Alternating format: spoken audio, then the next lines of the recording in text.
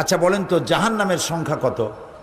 জাহান্নামের সংখ্যা 7 আর জান্নাতের সংখ্যা 8।